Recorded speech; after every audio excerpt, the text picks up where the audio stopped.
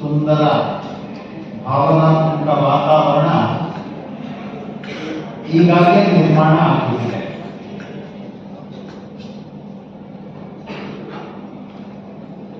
ನಾವೆಲ್ಲರೂ ಕೂಡ ಅದಕ್ಕೆ ತಯಾರಾಗಿ ಬಂದಿದ್ದೇವೆ. ಏನೋ ಒಂದು ಸಭೆ ಬಂದಿಲ್ಲ. ನಾವೆಲ್ಲ ಇವತ್ತು ಪರಮಾತ್ಮನ ಆರಾಧನೆಯನ್ನು ಮಾಡೋದಕ್ಕೋಸ್ಕರ ತಯಾರಾಗಿ ಬಂದಿದೆ. ಹಾಗಾಗಿ ಆ ಕಾರ್ಯಕ್ರಮದಲ್ಲಿ ನಾವು ಇನ್ನೊಂದಷ್ಟು ಹೊತ್ತು ಪೂರ್ಣ ಮನಸ್ಸನ್ನ ಕೊಟ್ಟು ಈ ಕಾರ್ಯಕ್ರಮದಲ್ಲಿ ನಾವೆಲ್ಲ ಭಾಗವಹಿಸ್ತೀವಿ ಎನ್ನುವಂತ ವಿಶ್ವಾಸ ನನಗಿದೆ.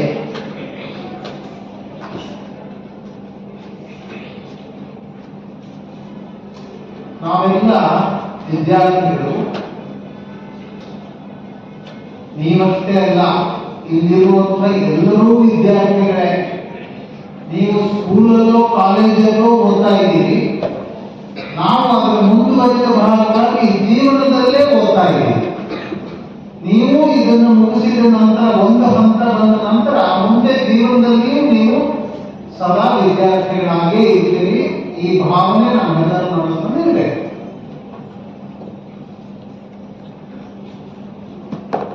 ವಿದ್ಯಾಭ್ಯಾಸ ನಮ್ಮ ಪ್ರಮುಖವಾಗಿರ್ತಕ್ಕಂಥ ಇವಾಗಿನ ಕಾಯಕವೇ ಕೈಲಾಸ ಅಂತ ಹೇಳ್ತಾರೆ. ಹಾಗೆ ವಿದ್ಯಾಭ್ಯಾಸ ಮಾಡುವಂಥದ್ದು ನಮ್ಮ ಪ್ರಮುಖ ಗುರಿ.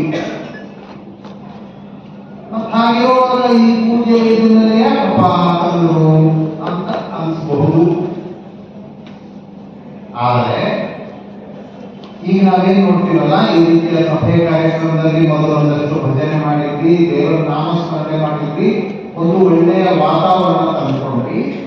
ಹಾಗೆ ನಮ್ಮ ವಿದ್ಯಾಭ್ಯಾಸವನ್ನ ಮಾಡೋದಕ್ಕೂ ನಮಗೆ ಅನುಕೂಲವಾಗಿ ಒಂದು ಒಳ್ಳೆಯ ವಾತಾವರಣ ಇರಬೇಕು ಅಂತ ಹೇಳಿದ್ರೆ ನಿತ್ಯ ಈ ನಮಗಿಂತ ಮೇಲೆ ಇರತಕ್ಕಂಥ, ನಮ್ಮನ್ನೆಲ್ಲ ನಿಯಂತ್ರಣ ಮಾಡತಕ್ಕಂಥ ಒಂದು ಶಕ್ತಿ ಏನಿದೆ, ಆ ಶಕ್ತಿಯನ್ನು ಸ್ಮರಣೆ ಮಾಡಿಕೊಳ್ತಾ ಅದಕ್ಕೆ ಗೌರವವನ್ನು ಸಲ್ಲಿಸ್ತಾ ನಾವು ನಮ್ಮ ಕಾರ್ಯಕ್ರಮ, ನಮ್ಮ ವಿದ್ಯಾಭ್ಯಾಸವನ್ನು ಮಾಡಿದರೆ ಅದಕ್ಕೆ ಹೆಚ್ಚಿನ ಫಲ ಸಿಗುತ್ತೆ, ಫಲಿತಾಂಶನೂ ಸಿಗುತ್ತೆ. ಹಾಗಾಗಿ ದೇವರು ಪೂಜೆ ಮಾಡುವಂಥದ್ದು ನಮ್ಮ ನಿತ್ಯದ ಕರ್ತವ್ಯ ಆಗಬೇಕು. ಹಾಗೆ ಬರೀ ಪೂಜೆ ಅಂತ ಹೇಳಿದ್ರೆ ಕರ್ಮಕಾಂಡ ಅಲ್ಲ, ಅದನ್ನು ನಾವು ಮನಸ್ಸನ್ನು ನೆನಪಿಟ್ಕೊಳ್ಬೇಕು. ಒಂದಷ್ಟು ವಿಧಿ ಇದೆ, ಒಂದಷ್ಟು ಕರ್ಮ ಮಾಡುವಂತ ಸ್ಥಿತಿನೂ ಇದೆ. ಆದರೆ ಅದರ ಹಿಂದೆ ಇರತಕ್ಕಂಥ ಭಾವನೆಯನ್ನ ಅರ್ಥ ಮಾಡಿಕೊಂಡಾಗ ಆ ಕರ್ಮಕಾಂಡಕ್ಕೆ ಹೆಚ್ಚಿನ ಬೆಲೆ ಸಿಗುತ್ತೆ. ಅದರ ಪೂಜೆ ಅಂದ್ರೆ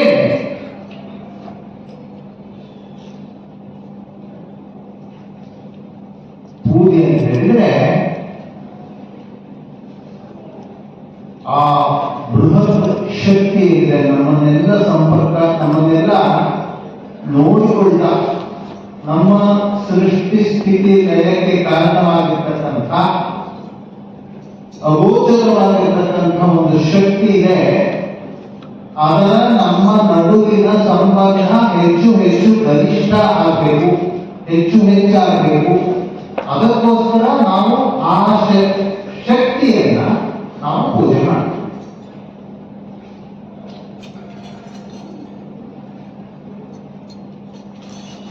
ಪೂಜೆ ಮಾಡಬೇಕು ಅಂತ ಹೇಳಿದ್ರೆ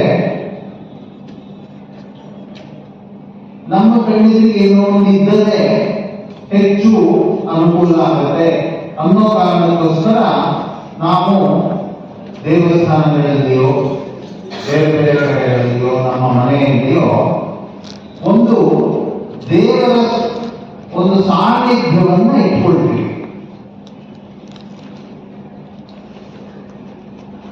ನಮಗೆಲ್ಲ ಗೊತ್ತು, ಭಗವಂತ ಸರ್ವವ್ಯಾಪಿ, ಸರ್ವಶಕ್ತ. ಹಾಗಾಗಿ ಎಲ್ಲ ಕಡೆಗಳಲ್ಲಿಯೂ ನಾವು ದೇವರನ್ನ ಕಾಣಬಹುದು. ಒಳ್ಳೆಯ ಉದಾಹರಣೆ ಅಂತ ಹೇಳಿದ್ರೆ ನಮಗೆ ಹಿರಣ್ಯಕಶಿಪು ಮಗ ಯಾರು? ಜೋರಾಗಿ ಹೇಳ್ತಾರೆ ಎಲ್ಲರೂ. ಪ್ರಹ್ಲಾದನ ಕಥೆ ನಮಗೆಲ್ಲ ಗೊತ್ತಿದೆ. ಸಿನಿಮಾ ನೋಡಿದ್ರಿ, ಬೇರೆ ಬೇರೆ ಸಂದರ್ಭದಲ್ಲಿ ಕಥೆಯನ್ನು ಕೇಳಿದ್ವಿ. ಅವನು ಯಾವಾಗಲೂ ಹರಿಹರಿ ಅಂತ ಇದ್ದ, ನಾರಾಯಣ ಅಂತ ಇದ್ದ. ಆದ್ರೆ ಅವನ ತಂದೆ ಹರಿಪ್ರೇಷಿಯಾಗಿದ್ದ. ಆ ಕಡೆಗೆ ಹೀಗೆ ಎಲ್ಲ ಪ್ರಶ್ನೆ ಬಂತು. ಒಂದ್ಸತಿ ದೇವರು ತೋರಿಸಿ ಹೇಳಿದ್ದಾರೆ, ದೇವರು ಇಲ್ಲಿದ್ದಾನ, ಅಲ್ಲಿದ್ದಾನ, ಇಲ್ಲಿದ್ದಾನ, ಎಲ್ಲ ಕಡೆ ಹೇಳಿದ. ಆ ಕಥೆ ಎಲ್ಲ ಗೊತ್ತಿದೆ, ನಾನು ಕಥೆ ಹೇಳಕ್ ಹೋಗಲ್ಲ. ಹಾಗಾಗಿ ದೇವರು ಎಲ್ಲ ಕಡೆ ಇದ್ದಾನೆ. ಆದರೆ ನಾವು ಒಂದು ಜಾಗದಲ್ಲಿ ನಾವು ಯಾಕೆ ಪೂಜೆ ಮಾಡಿ, ಒಂದು ಏನೋ ಒಂದು ವಿಗ್ರಹವನ್ನು ಭಾವಚಿತ್ರವನ್ನು ಇಟ್ಕೊಂಡೇ ಪೂಜೆ ಮಾಡಬೇಕು ಅಂತ ಹೇಳಿದ್ರೆ, ಪ್ರತಿಯೊಂದಕ್ಕೂ ನಿರ್ದಿಷ್ಟವಾಗಿರ್ತಕ್ಕಂಥ ಒಂದಷ್ಟು ಉದ್ದೇಶ ಇರುತ್ತೆ.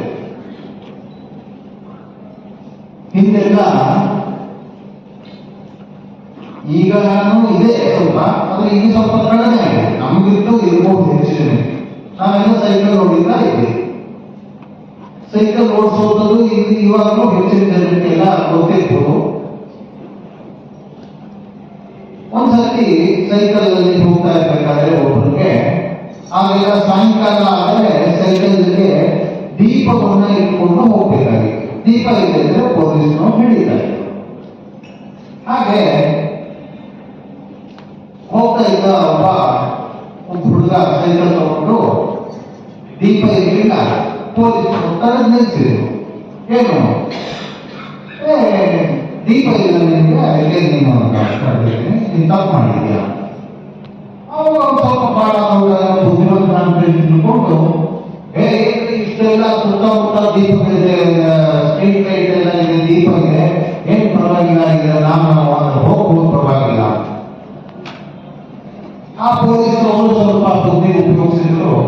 ಹೌದೇನಪ್ಪ ಹಾಗೆ ತಡಿ ಅಂತ ಹೇಳಿ ಬಗ್ಗಿ ಅವನ ಸೈಕಲ್ ಚಕ್ರದ 2 ಚಕ್ರದಿಂದ ಗಾಳಿಯನ್ನ ತೆಗೆದು, ಗಾಳಿ ತೆಗೆದು, ನೋಡಪ್ಪ ಸುತ್ತಮುತ್ತ ಎಲ್ಲ ಗಾಳಿ ಇದೆ, ನಿಮ್ ಸೈಕಲ್ ಗಾಳಿ ಇದೆ, ಹೊಡ್ಕೊಂಡು ಹಾಗಾದ್ರೆ ಸೈಕಲ್ ಚಕ್ರದಲ್ಲಿ ಗಾಳಿ ಇದೆ. ಬುದ್ಧಿವಂತಿಕೆ ತೋರಿಸ್ದ. ಆದ್ರೆ ಎಲ್ಲಾ ಕಡೆ ಗಾಳಿ ಇದೆ ಅಂತ ಹೇಳಿ ಸೈಕಲ್ ಚಕ್ರದಲ್ಲಿ ಗಾಳಿ ಇದೆ ಇದ್ರೆ ಓಡಿಸಕ್ಕಾಗಲ್ಲ. ಹಾಗೆ ಆ ಒಂದಷ್ಟು ನಿರ್ದಿಷ್ಟವಾದ ಗಾಳಿಗೆ ನಿರ್ದಿಷ್ಟವಾದ ಕೆಲಸ ಇದೆ, ನಮಗೆ ಅವಶ್ಯಕತೆ ಇದೆ. ಹಾಗೆ ನಮಗೂ ಎಲ್ಲ ಕಡೆ ದೇವರಿದ್ರು. ನಾವು ಮನೆಯನ್ನು ಕಟ್ಟಬೇಕಾದ್ರೆ ನಮ್ದು ಸಣ್ಣ ಮನೆ ಇರ್ಬೋದು, ದೊಡ್ಡ ಮನೆ ಇರ್ಬೋದು, ದೊಡ್ಡ ಮನೆ ಇರ್ಬೋದು, ದೊಡ್ಡದಾಗಿ ದೇವರ ಮನೆಯನ್ನು ಮಾಡಿರ್ಬೋದು, ಸಣ್ಣದಾಗಿ ಮನೆ ಇದ್ದು ಮನೆಯಲ್ಲಿ ಒಂದು ಕಡೆ ಜಾಗದಲ್ಲಿ ಒಂದಷ್ಟು ದೇವರ ಚಿತ್ರವನ್ನು ಇಟ್ಟು ಅಲ್ಲಿ ಒಂದು ಜಾಗ ಮಾಡಿ. ಹಾಗಾಗಿ ನಮಗೆ ನಿರ್ದಿಷ್ಟವಾಗಿರ್ತಕ್ಕಂಥ ಒಂದು ದೇವರ ಸಾನ್ನಿಧ್ಯ ಅನ್ನುವಂಥದ್ದು ನಮ್ಮ ಮನೆಯಲ್ಲಿ ಇರಬೇಕು. ಇದೆಲ್ಲ ಇದ್ದು ನಾವು ದೇವರು ಎಲ್ಲ ಕಡೆ ಇದ್ದಾನೆ ಅಂತಾದರೂ ನಾವು ಸಾಮಾನ್ಯ ಮನುಷ್ಯರು. ನಮ್ಮ ಕಣ್ಣೆದುರಿಗೆ ಏನಾದರೂ ಇದ್ದಾಗ ಹೆಚ್ಚು ನಮಗೆ ಅದಕ್ಕೆ ಅಲ್ಲಿಗೆ ಗಮನ ಕೊಡಲಿಕ್ಕೆ ಸಾಧ್ಯ ಆಗುತ್ತೆ ಅನ್ನೋ ಕಾರಣಕ್ಕೋಸ್ಕರ ಒಂದು ದೇವರ ಮನೆ, ದೇವರ ಪೂಜೆಗೆ ಆಗುವಂತ ಜಾಗ, ಮನೆ ಗೂಡು ದೊಡ್ಡದಾಗಿರೋದು ಇದೇನಿಲ್ಲ, ಒಂದು ಜಾಗ ದೇವರು ಇಲ್ಲ. ಹಾಗೆ ನಮ್ಮ ಮನಸ್ಸನ್ನು ಪೂರ್ತಿ ಕೇಂದ್ರೀಕರಿಸಬೇಕು ಅಂತ ಹೇಳಿದ್ರೆ ಅಲ್ಲಿ ದೇವರ ಮನೆ ಮೂರ್ತಿ ಅಥವಾ ಚಿತ್ರ ಇದ್ದಾಗ ನಮ್ಮ ಕಣ್ಣು ಆ ಕಡೆಗೆ ಕೇಂದ್ರೀಕರಣ ಆಗುತ್ತೆ. ಇನ್ನು ಪೂಜೆ ಮಾಡುವ ವಿಧಾನದಲ್ಲಿ ಸುಮಾರು ನಾವು ಮುಂದೆ ನೋಡೋಣ, ಯಾಕೆ ನೋಡೋಣ, ಆಮೇಲೆ ನೋಡೋಣ. ಮಾಡುವಾಗ ನಾವು ಆ ದೇವರಿಗೆ ಕಣ್ಣನ್ನು ನಾವು ಕಾನ್ಸಂಟ್ರೇಟ್ ಮಾಡಿ, ಅದಕ್ಕೆ ಮೊದಲು ನಮ್ಮ ದೇಹ ಇಡೀ ಶರೀರವನ್ನು ಒಂದು ಕಡೆಯಲ್ಲಿ ನಾವು ಇರ್ತೀವಿ.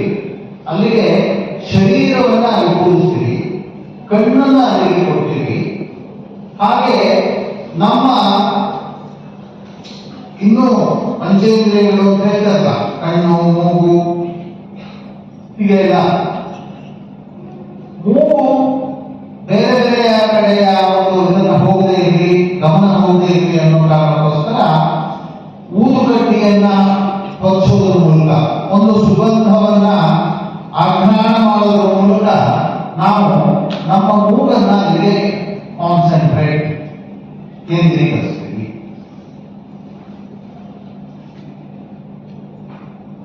ಹೀಗೆ ಬೇರೆ ಬೇರೆ ಅನೇಕ ವಿಧಾನಗಳಿದೆ, ಆಮೇಲೆ ನೋಡೋಣ. ಹಾಗೆ ನಮ್ಮ ಮನಸ್ಸನ್ನ ದೇಹವನ್ನ ಪೂರ್ತಿ ಒಂದು ಕಡೆ ಕೇಂದ್ರೀಕರಣ ಮಾಡೋದಕ್ಕೋಸ್ಕರ ಒಂದು ಜಾಗದಲ್ಲಿ ಪೂಜೆ ಮಾಡಬೇಕು. ಪೂಜೆ ಮಾಡಬೇಕಾದ್ರೆ ಹೇಗೆ ಮಾಡಬೇಕು? ಮೊದಲು ನಾವು ಶುದ್ಧವಾಗಬೇಕು. ಶುದ್ಧ ಮನಸ್ಸಿನಲ್ಲಿ, ಶುದ್ಧ ದೇಹದಲ್ಲಿ ಶುದ್ಧ ಮನಸ್ಸಿರುತ್ತೆ. ಶುದ್ಧ ಮನಸ್ಸಿನಲ್ಲಿ ಪರಮಾತ್ಮನ ಸಾನ್ನಿಧ್ಯ ಇರುತ್ತೆ. ಹಾಗಾಗಿ ನಮ್ಮ ದೇಹವನ್ನು ಮೊದಲು ಶುದ್ಧ ಮಾಡಿಕೊಳ್ಬೇಕು. ಪ್ರತಿನಿತ್ಯ ನಾವು ಸ್ನಾನವನ್ನ ಮಾಡ್ತಾ ದೇಹವನ್ನ ಪೂರ್ತಿ ಶುದ್ಧವನ್ನ ಮಾಡಬೇಕು. ಅಂತಃಶುದ್ಧಿ, ಬಹಿಶುದ್ಧಿ ಅಂತ ಹೇಳ್ತಾರೆ. ಒಂದು ಬಹಿಶುದ್ಧಿ, ಅಂತಃಶುದ್ಧಿ ಅಂದ್ರೆ ಮನಸ್ಸನ್ನ ಕೇಂದ್ರೀಕರಿಸುವಂಥದ್ದು. ಮನಸ್ಸಿನಲ್ಲಿ ಯಾವುದೇ ರೀತಿಯ ಆಲೋಚನೆಯನ್ನ, ಬೇರೆ ಆಲೋಚನೆಗಳಿಲ್ಲದೆ ಕೇವಲ ಆ ಕ್ರಿಯೆಯಲ್ಲಿ, ನಮ್ಮ ಯಾವುದೇ ಕ್ರಿಯೆ ಆಗಲಿ, ಪೂಜೆ ಅಂತಷ್ಟೇ ಅಲ್ಲ, ನಾವು ಓದಬೇಕು ಅಂತ ಹೇಳಿದ್ರು ಅಷ್ಟೇ, ಓದ್ಬೇಕಾದ್ರೆ ಒಂದು ಜಾಗದಲ್ಲಿ ಕೂತ್ಕೊಳ್ಬೇಕು, ನಮ್ಮ ಮನಸ್ಸನ್ನು ಪೂರ್ತಿ ಆ ಓದಿನಲ್ಲಿ ಕೇಂದ್ರೀಕರಿಸಬೇಕು. ಹಾಗೆ ನಾವು ಒಂದು ಕಡೆಯಲ್ಲಿ ಕೇಂದ್ರೀಕರಿಸಿಕೊಂಡು ಮನಸ್ಸನ್ನ ಇಟ್ಕೊಳ್ಬೇಕು. ಶುದ್ಧವಾಗಿ ಕೂತ್ಕೊಂಡು ನಾವು ಆ ಪೂಜಾ ಕ್ರಮವನ್ನ ನಾವು ಮಾಡಬೇಕು. ಇನ್ನು ಈ ಪೂಜೆ ಮಾಡೋದ್ರ ಬಗ್ಗೆನೆ, ಪೂಜೆ, ದೇವಸ್ಥಾನ ಇತ್ಯಾದಿಗಳ ಬಗ್ಗೆನೆ ಸ್ವಲ್ಪ ವಿಚಾರ ತಿಳ್ಕೊಳ್ಳೋಣ. ಸಾಮಾನ್ಯವಾಗಿ ಎಲ್ಲ ಕಡೆ ಹೊರಗಡೆಯಲ್ಲೂ ಗೊತ್ತಾಗುವ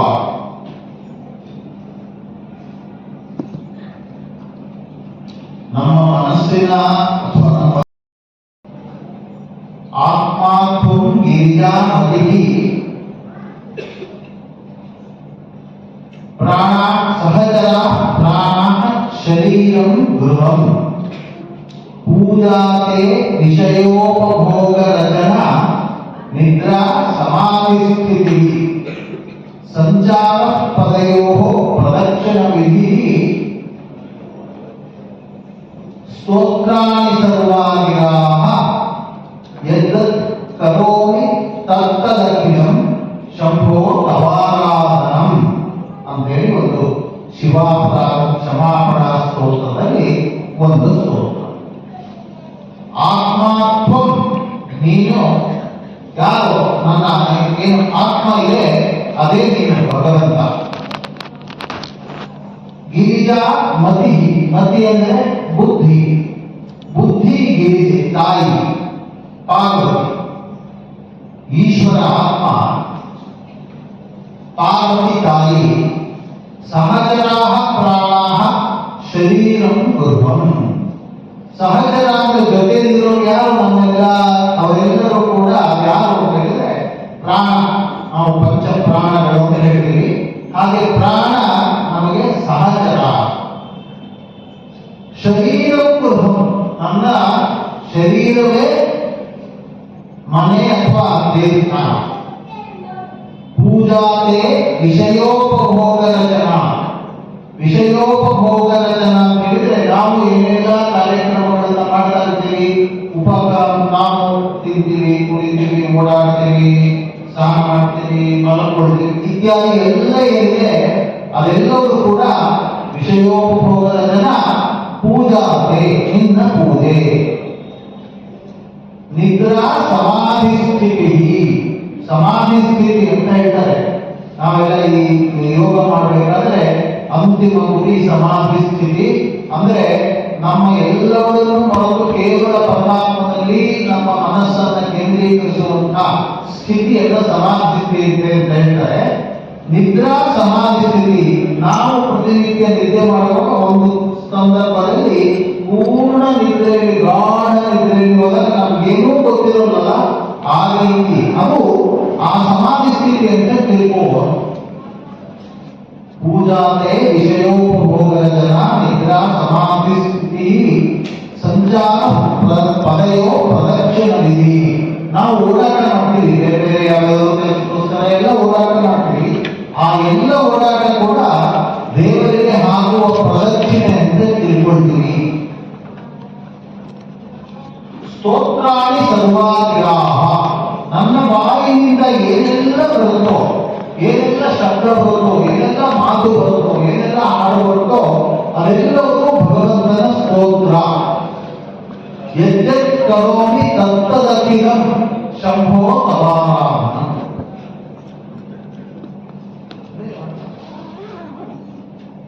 ಯಜ್ಜತ್ ಕರೋಮಿ ತತ್ತದಖಿಲಂ ಶಂಭೋ ತವಾರಾಧನಂ.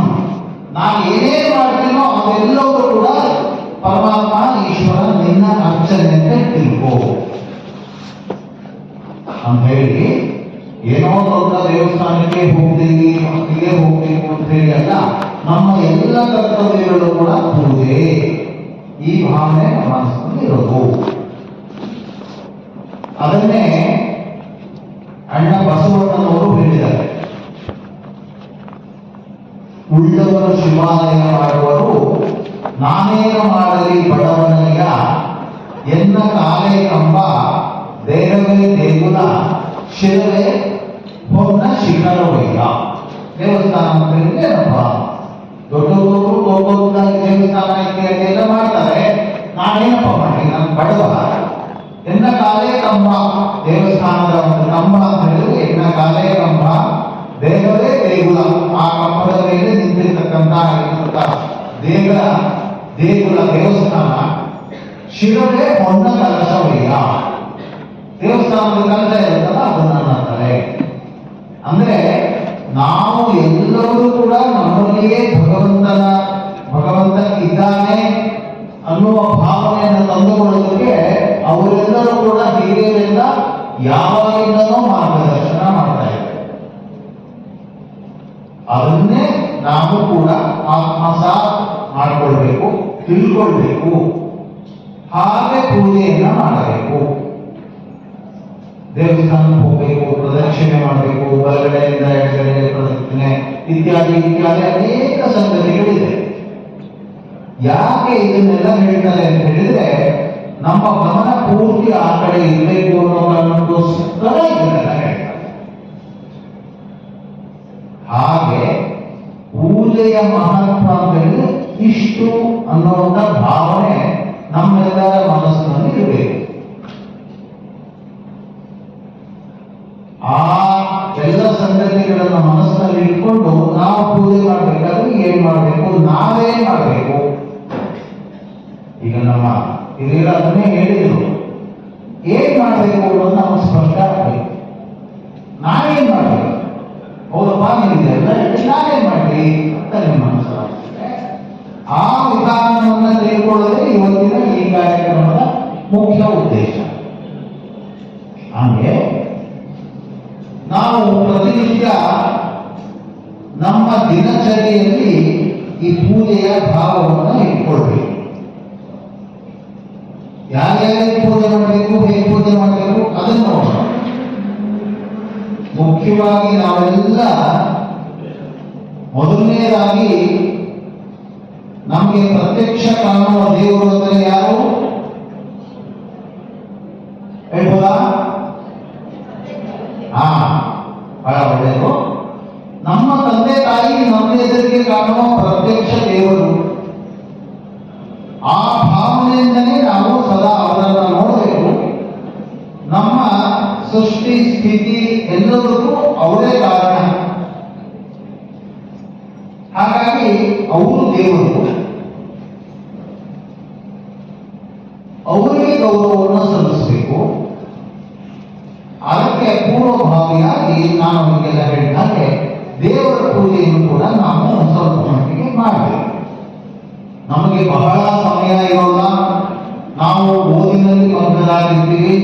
ಇವತ್ತಂತೂ ಬೆಂಗಳೂರಿನ ಒಂದು ಶಾಲೆ ವಿದ್ಯಾಭ್ಯಾಸದ ಸ್ಥಿತಿಯನ್ನು ನೋಡಿದಾಗ ಹಳ್ಳಿಗಳಲ್ಲಿ ಅಥವಾ ನಮ್ಮ ಕಾಲದಲ್ಲೆಲ್ಲ ಬೆಳಗ್ಗೆ 10-10:30 ನಂತರ ಶಾಲೆ ಇರ್ತಾ ಇತ್ತು, 5 ಗಂಟೆಗೆಲ್ಲ ಮುಗಿತಾ ಇತ್ತು, ವಾಪಸ್ ಬರ್ತಾ ಇತ್ತು. ನಿರ್ದಿಷ್ಟವಾಗಿರ್ತಕ್ಕಂಥ ಸಂಗತಿ ಇತ್ತು.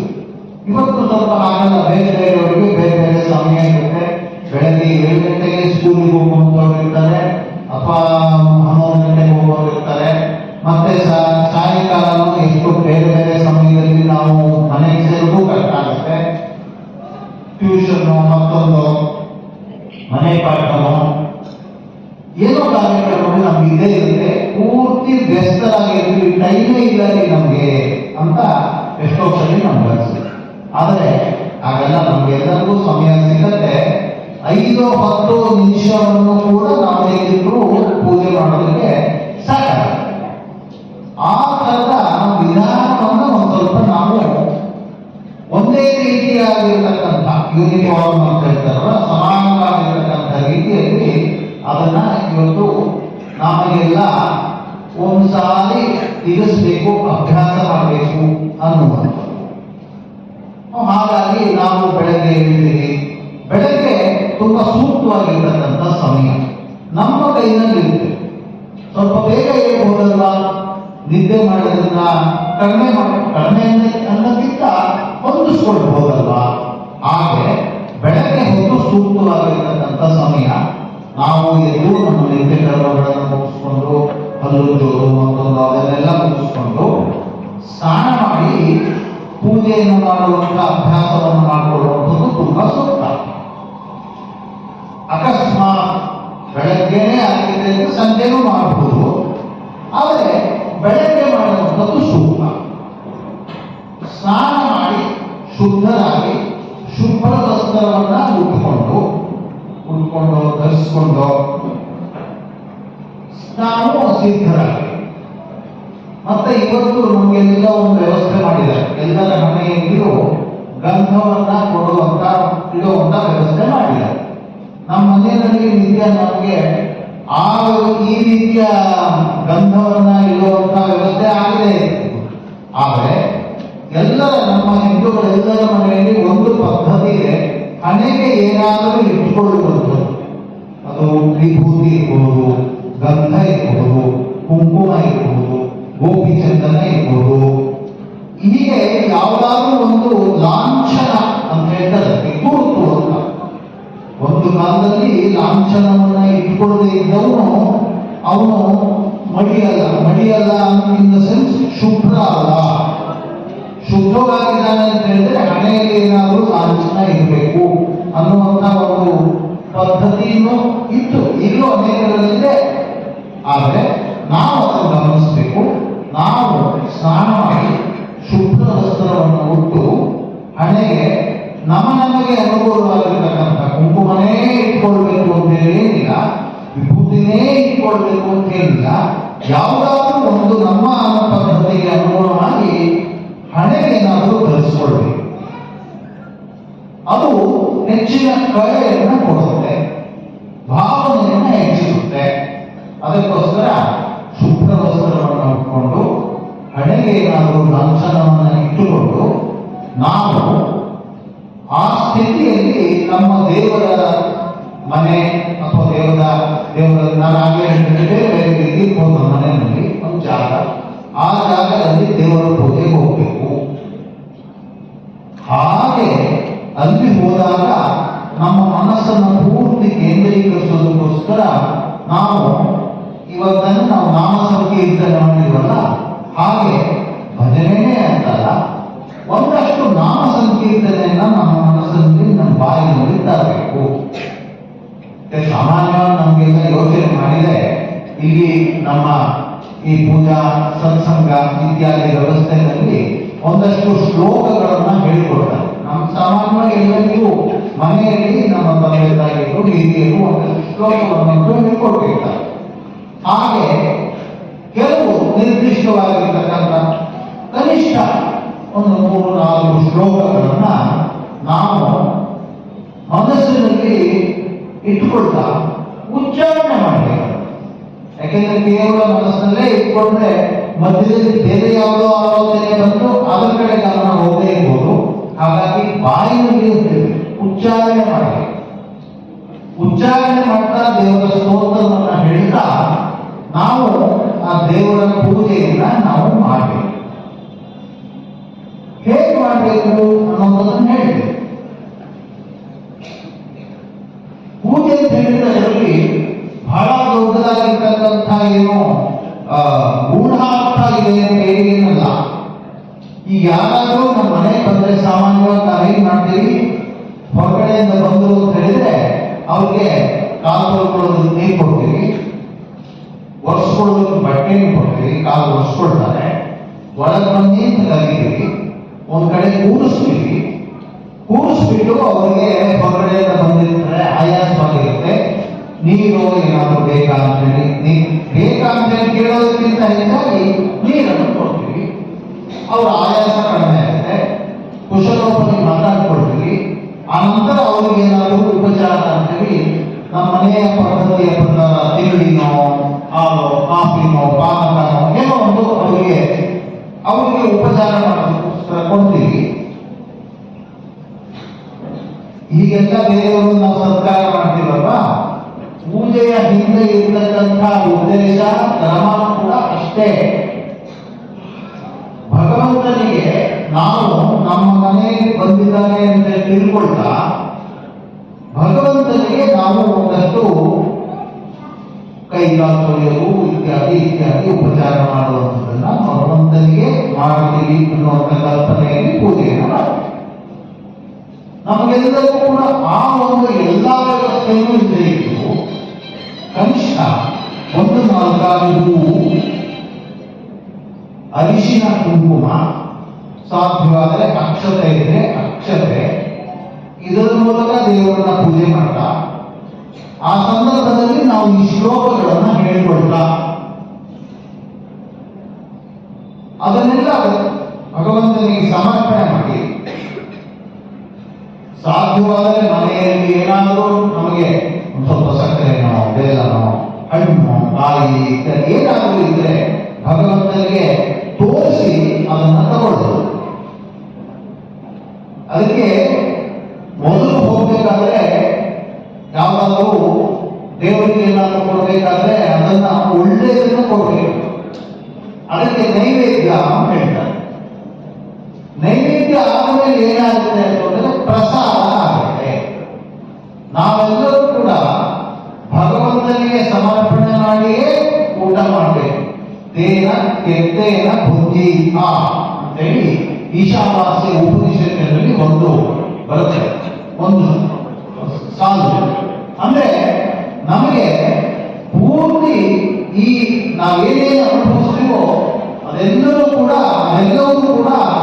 ಭಗವಂತನ ಪ್ರಸಾದ.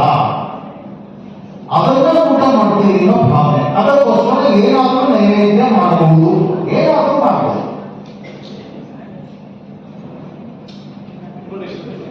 ಮತ್ತೆ ನಮ್ಮ ಗಮನ ಚೆನ್ನಾಗಿರ್ಬೇಕು ಅನ್ನೋ ಕಾರಣಕ್ಕೋಸ್ಕರ ಸಾಧ್ಯವಾದಷ್ಟು ನಮ್ಮ ಮನೆಯಲ್ಲಿ ಬೆಳೆಯಬಹುದು.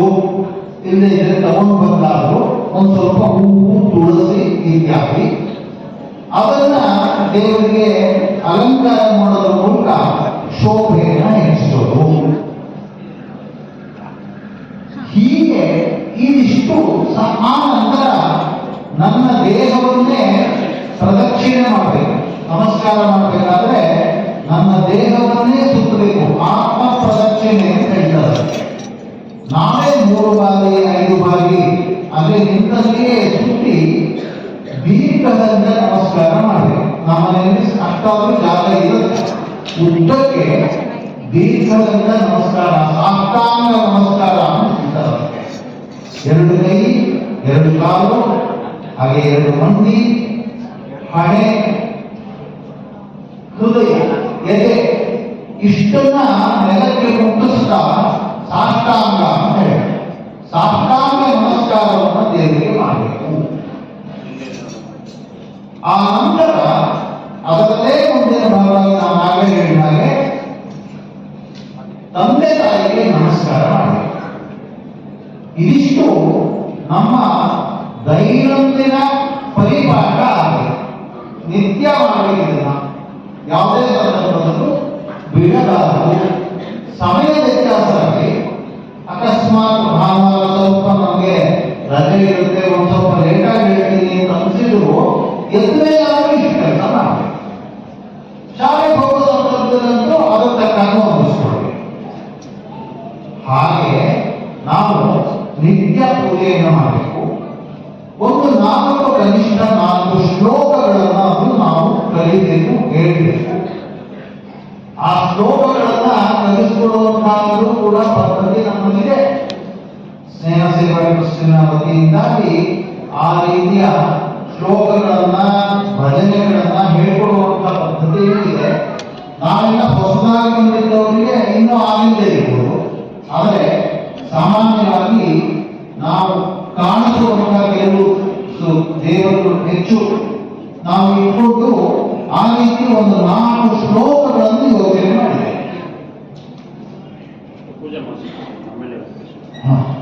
ಗುರು, ಹಾಗೆ ಲಕ್ಷ್ಮಿ, ಹಾಗೆ ಸರಸ್ವತಿ, ಈ ಎಲ್ಲ ದೇವರುಗಳನ್ನ, ಗಣಪತಿ, ಈ ದೇವರುಗಳನ್ನ ಪ್ರತಿನಿತ್ಯ ಸ್ಮರಣೆ ಮಾಡ್ತೀವಿ ಸಾಂಕೇತಿಕವಾಗಿ ಎನ್ನುವಂತ ಒಂದು ದೃಷ್ಟಿಯಿಂದಾಗಿ 4 ಶ್ಲೋಕಗಳನ್ನು ಅಭ್ಯಾಸ ಮಾಡಬೇಕು.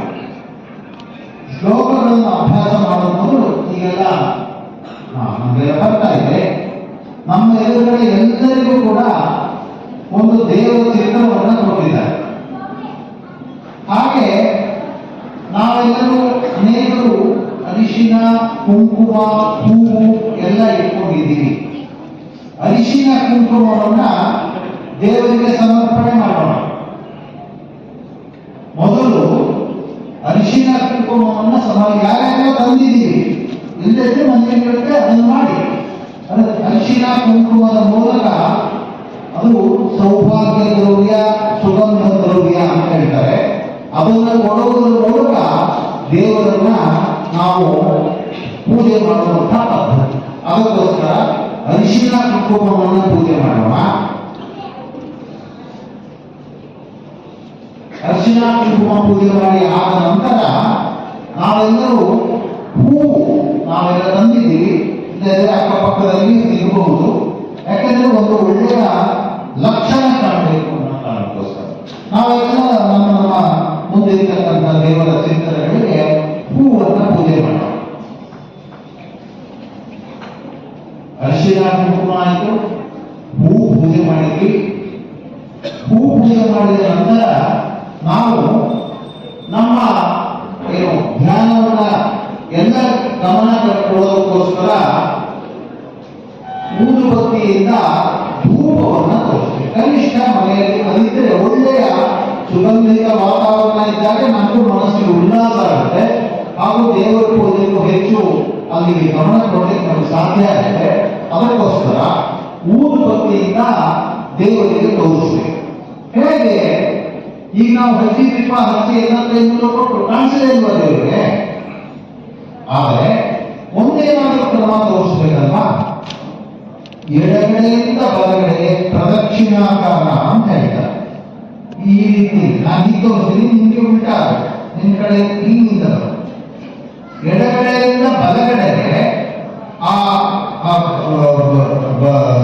ಏನು ಕಾಣಿಸ್ಬೇಕು. ನಾನು ಯಾಕೆ ಎಡಗಡೆಯಿಂದ ಬಲಗಡೆಗೆ ಅಂತಂದ್ರೆ ಅದನ್ನು ಹೀಗೆ ಮಾಡ್ತೀನಿ. ನಾವು ಹೀಗೆ ಮಾಡಿದ್ರೆ ಇಲ್ಲಿಂದ ನಾನು ಕಾಣಿಸುವಂತೆ ನಾವೆಲ್ಲರೂ ಈ ಪ್ರದಕ್ಷಿಣಾಕಾರವಾಗಿ ಅದನ್ನ ದೇವರಿಗೆ ಎಲ್ಲ ಭಾಗಕ್ಕೂ ಪೂಜೆ ಮಾಡ್ತಾ ಇದ್ದೀನಿ ಅಂತ ತಿಳ್ಕೊಂಡು, ಕಾಲು ಮಧ್ಯದಲ್ಲಿ ದೇವರ ಮಧ್ಯದ ಸೊಂಟ ಹೊಟ್ಟೆಯ ಭಾಗ, ಹಾಗೆ ಎದೆಯ ಭಾಗ, ಮುಖದ ಭಾಗ, ಎಲ್ಲ ಕಡೆಗೂ ಆ ಧೂಪವನ್ನ ತೋರಿಸಬೇಕು. ನಾವು ಆರತಿಯನ್ನ ಮಾಡೋದಂದ್ರೆ ಆರತಿ ಮಾಡೋದಕ್ಕೂ ಇದೇ ಕ್ರಮ. ಕಾಲಿಗೆ, ಹಾಗೆಯೇ ಮುಂದೆ ಮಂಡಿಯ ಭಾಗಕ್ಕೆ, ಸೊಂಟದ ಭಾಗಕ್ಕೆ, ಎದೆಯ ಭಾಗಕ್ಕೆ, ಭುಜದ ಭಾಗಕ್ಕೆ, ಮುಖದ ಭಾಗಕ್ಕೆ, ತಲೆಯ ಭಾಗಕ್ಕೆ ನಿಧಾನವಾಗಿ ಒಂದೊಂದು ಬಾರಿ, ಎರಡೆರಡು ಬಾರಿ, ಸಮಾನವಾಗಿ ಮಾಡಬಾರದು, ಎರಡೆರಡು ಬಾರಿ ಆದರೂ ಹೀಗೆ ಮಾಡ್ತಾ ಮಾಡ್ತಾ ಮಾಡ್ತಾ ನಾವು ಧೂಪವನ್ನ ದೇವರಿಗೆ ಸರ್ವಾಂಗಕ್ಕೂ ತಲುಪಿಸ್ತೀವಿ ಅನ್ನೋ ಭಾವನೆಯಿಂದಾಗಿ ಧೂಪವನ್ನ ಬೆಳಗಬೇಕು. ಇನ್ನು ನಾನು ಆಗಲೇ ಹೇಳಿದೆ, ಏನಾದರೂ ಸಮರ್ಪಣೆ ಮಾಡ್ತೀವಿ, ನೈವೇದ್ಯ ಮಾಡ್ತೀವಿ ಅಂತೇಳಿ ನಮ್ಗೆ ಸಾಧ್ಯ ಆದರೆ ಏನಾದರೂ ಒಂದು ನೈವೇದ್ಯವನ್ನ ದೇವರ ಮುಂದೆ ಇಡ್ತಾ ಅದನ್ನ ತೋರಿಸ್ಬೇಕು. ಆ ತೋರಿಸೋದ್ರಲ್ಲಿ ದೇವರಿಗೆ ಎಲ್ಲವೂ ನಿನಗೆ ಸಮರ್ಪಣೆ ಮಾಡ್ತಾ ಇದ್ದೀನಪ್ಪ ಅನ್ನೋ ಭಾವನೆಯಿಂದಾಗಿ ಅದನ್ನ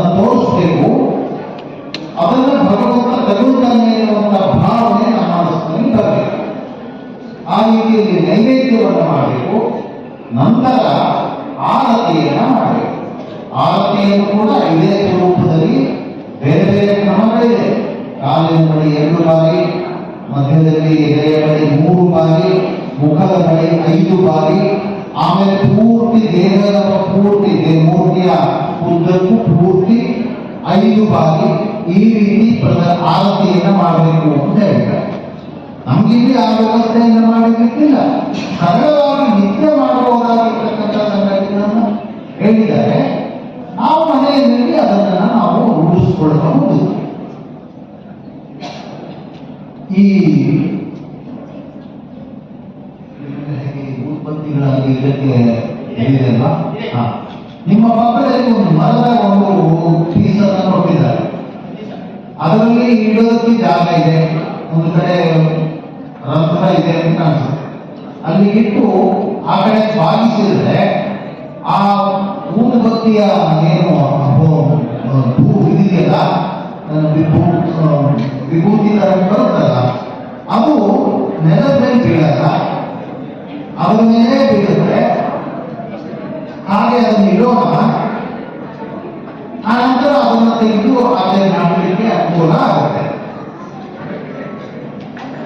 ಇದೆಲ್ಲ ಸಂಗತಿಗಳು ನಮಗೆ ಸಿಗೋದಿದೆ.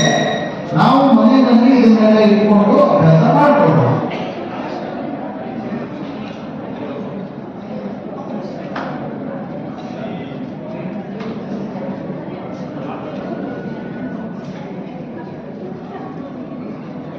ಆಯ್ತಾ? ಎಲ್ಲರಿಗೂ ಇಲ್ಲಿ ಸಾಧ್ಯ ಆಯ್ತಾ? ಕೆಲವರು ಹೇಳ್ತಿದ್ದಾರೆ ಎಲ್ಲರಿಗೂ ನಿಧಾನಕ್ಕೆ ಯಾವುದೇ ಆತರ ಇರಬೇಕಾಗಿಲ್ಲ.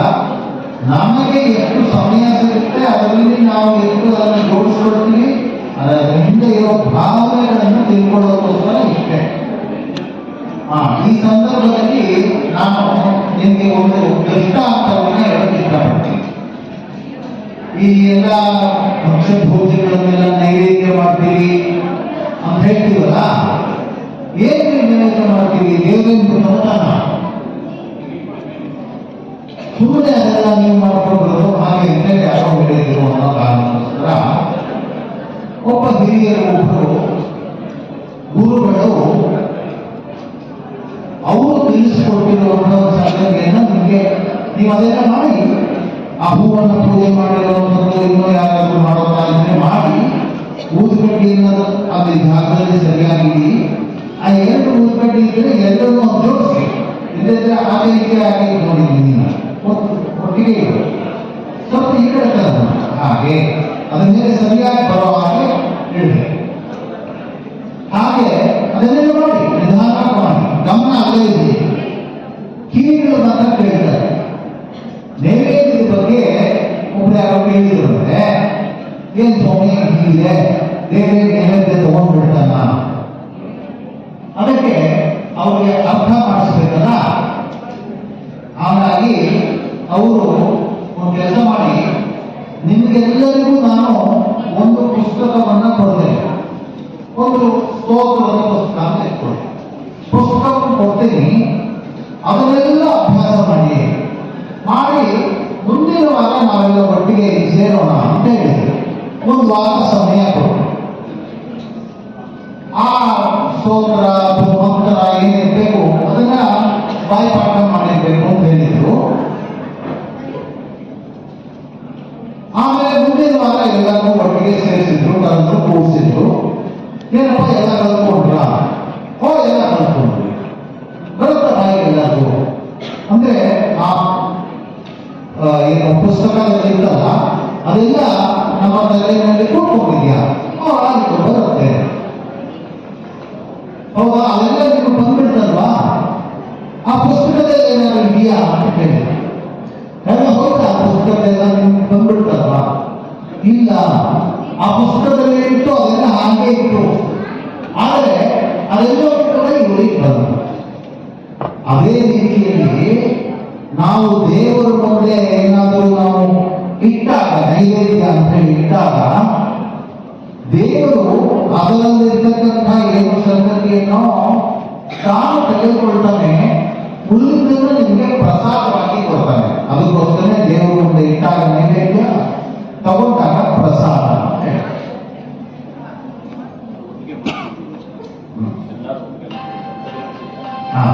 ಎಲ್ಲರಿಗೂ ಊದ್ಗಡ್ಡೆ ಸಿಕ್ಕಿದೆ ಅಲ್ವಾ? ಈಗ ಇಲ್ಲಿ ಗಂಟೆ ಇದೆ, ಘಂಟಾನಾದ ಸಾಮಾನ್ಯ ನಮ್ಮ ಮನೆಯಲ್ಲಿ ಇದ್ರೆ ಉತ್ತಮ. ಗಂಟೆಯ ನಾದ, ಶಂಖದ ನಾದದಿಂದ, ಆ ನಾದದಿಂದಾಗಿ ಕೂಡ ಸುತ್ತಲಿನ ವಾತಾವರಣ ಶುದ್ಧ ಆಗುತ್ತೆ ಅಂತ ಹೇಳಿ, ಹಾಗೆ ಘಂಟಾನಾದವನ್ನು ಕೂಡ ನಾವು ಮಾಡ್ತಾ ಊದುಬತ್ತಿಯನ್ನು ಬೆಳಗಬಹುದು. ಈಗ ಎಲ್ಲರೂ ಕೈಯಲ್ಲಿ ಊದುಬತ್ತಿ ತಗೊಳ್ಳಿ.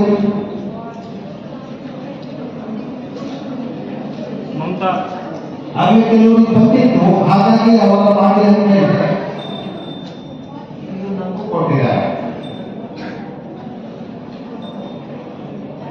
ಊದುಬತ್ತಿಯನ್ನು ತೆಗೆದುಕೊಳ್ತಾ ದೇವರನ್ನ ಕಾಲಿನಿಂದ ತಲೆಯವರೆಗೆ ಮನಸ್ಸಿನಲ್ಲಿ ಸ್ಮರಣೆ ಮಾಡಿಕೊಳ್ತಾ ಘಂಟಾನಾದದ ಮೂಲಕ ಕಾಲಿನ ಭಾಗದಲ್ಲಿ 2 ಬಾರಿ, ಮಂಡಿಯ ಭಾಗದಲ್ಲಿ 2 ಬಾರಿ, ಎದೆಯ ಭಾಗದಲ್ಲಿ 2 ಬಾರಿ, ಮುಖದ ಭಾಗದಲ್ಲಿ 2 ಬಾರಿ, ತಲೆಯ ಶಿಖರ ಅಲ್ಲಿ 2 ಬಾರಿ, ಇಡೀ ಮೂರ್ತಿಯ ಆಕಾರಕ್ಕೆ ಪೂರ್ತಿಯಾಗಿ 5 ಬಾರಿ. ಈ ಎಲ್ಲ ಸಮಯದಲ್ಲಿ ಗಂಟೆ ನಾದ ಇದ್ರೆ ನಮ್ಮ ಕಿವಿಯ ಆ ಕೇಂದ್ರೀಕರಿಸಲು ಕೂಡ ಸಾಧ್ಯ ಆಗುತ್ತೆ. ಹೀಗೆ ಆರತಿಯನ್ನ ಕ್ರಮವಾಗಿ ನಾವು ಬೆಳಗ್ಗೆ ಯಾವುದಾದ್ರೂ ಒಂದು ಕ್ರಮ ಇದೆ ಅಂತ ಅನ್ನುವಾಗ ನಮ್ಮ ಗಮನ ಪೂರ್ತಿ ಅಲ್ಲಿ ಕೇಂದ್ರೀಕರಿಸಲಿಕ್ಕೆ ಸಾಧ್ಯ ಆಗುತ್ತೆ. ಅದಕ್ಕೋಸ್ಕರ ಕ್ರಮ. ಹೀಗೆ ಆ ಧೂಪವನ್ನು ಬೆಳಗಿದ ನಂತರ ನಮಗೆ ಕೊಟ್ಟಿರ್ತಕ್ಕಂಥ ಈಗ ಆ ಮರದ ಹಲಗೆ ಇದೆ, ಅದರ ಮೇಲೆ ಆ ಊದುಬತ್ತಿಯನ್ನ ಇಡಿ.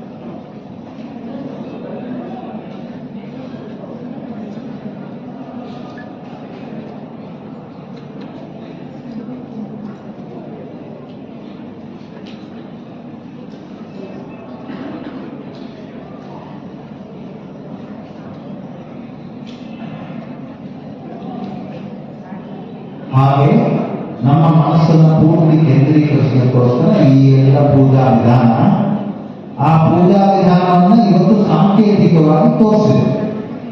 ಇದನ್ನೆಲ್ಲ ಮಾಡ್ತಾ ನಾವು ದೇವರಿಗೆ ಅಲಂಕಾರ ಮಾಡೋದಿದ್ರೆ ಏನು ಹೆಚ್ಚಿನ ಹೂವಿನ ಮಾಲೆ ಇತ್ಯಾದಿ ಎಲ್ಲ ಇದ್ರೆ ಹಾಕೋದು, ನೈವೇದ್ಯ ಮಾಡೋದು, ಇದೆಲ್ಲವೂ ಸೇರಿಸ್ಕೊಳ್ಬೋದು. ಆದರೆ ಕನಿಷ್ಠ ನಿತ್ಯ ಇಷ್ಟನ್ನು ಮಾಡೋದಕ್ಕೆ 5 ರಿಂದ 10 ನಿಮಿಷಕ್ಕಿಂತ ಹೆಚ್ಚು ಬೇಕಾಗುವುದು. ಹಾಗಾಗಿ ನಾವೆಲ್ಲ ನಿತ್ಯ ಸಮಯ ಮಾಡಿಕೊಂಡು ಪೂಜೆಯನ್ನು ಮಾಡಬೇಕು. ಸಾಂಕೇತಿಕವಾಗಿ ನಾವು ಒಂದು 4 ಶ್ಲೋಕಗಳನ್ನ ಇಲ್ಲಿ ನಿಶ್ಚಯ ಮಾಡಿದೆ. ನಾವು ಯಾವುದೇ ಕೆಲಸವನ್ನು ಮಾಡಬೇಕಾದ್ರೆ ಮೊದಲು ಗಣಪತಿಯನ್ನ ಪ್ರಾರ್ಥನೆ ಮಾಡಿಕೊಳ್ಬೇಕು ಅನ್ನುವಂಥದ್ದು ಒಂದು ನಮ್ಮ ಪದ್ಧತಿ. ಅದಕ್ಕೆ ದೃಷ್ಟಾಂತಗಳು ಇತ್ಯಾದಿ ಎಲ್ಲ ಇದೆ. ವಿಘ್ನ ನಿವಾರಕ, ವಿಘ್ನಕಾರಕ, ವಿಘ್ನ ನಿವಾರಕ ಎರಡನ್ನೂ ಹೇಳ್ತಾರೆ ಗಣಪತಿಗೆ. ಹಾಗಾಗಿ ಗಣಪತಿಯನ್ನ ಪ್ರಾರ್ಥನೆ ಮಾಡಿಕೊಳ್ಳಿ. ನಂತರ ನಮ್ಮ ಈ ಎಲ್ಲ ಸಂಗತಿಗಳನ್ನ ನಿರ್ದೇಶನ ಮಾಡೋದಕ್ಕೆ ಕಲಿಸುವಂಥದ್ದು ಕೆಲಸವನ್ನ ನಮಗೆ ಗುರು ಮಾಡ್ತಾರೆ. ನಮಗೆ ತಂದೆ ತಾಯಿಗಳೇ ಮೊದಲು ಗುರು. ನಾವು ಅದನ್ನೇ ಹೇಳ್ತೀವಿ, ತಾಯಿ ಮೊದಲ ಗುರು ಅಂತ ಹೇಳಿ. ಮನೆಯ ಮೊದಲ ಪಾಠಶಾಲೆ, ಜನನಿ ತಾನೇ ಮೊದಲ ಗುರು ಅಂತ ಹೇಳಿದೆ. ಹಾಗೆ ತಂದೆ ತಾಯಿಗಳಿಗೆ ನಮಸ್ಕಾರ ಮಾಡ್ತೀವಿ. ಹಾಗೆ ಗುರು ಸ್ಥಾನ. ಹಾಗಾಗಿ ಗಣಪತಿ ಗುರು. ಆ ನಂತರ ನಾವೆಲ್ಲ ವಿದ್ಯಾರ್ಥಿಗಳಾಗಿರೋದ್ರಿಂದಾಗಿ ನಮಗೆ ಪ್ರಮುಖವಾಗಿ ಬೇಕಾಗಿರ್ತಕ್ಕಂಥದ್ದು ಸರಸ್ವತಿಯ ಅನುಗ್ರಹ, ಮೇಧಾಶಕ್ತಿ ಅಂತ ಹೇಳ್ತಾರೆ. ನಮ್ಮ ಬುದ್ಧಿಶಕ್ತಿ ಹೆಚ್ಚಾಗಬೇಕು ಅಂತ ಹೇಳಿದ್ರೆ ಮೇಧಾಶಕ್ತಿ, ಮೇಧಾದೇವಿ ಅಂತ ಹೇಳ್ತಾರೆ. ಹಾಗೆ ಆ ಸರಸ್ವತಿಯನ್ನು ಧ್ಯಾನ ಮಾಡಬೇಕು.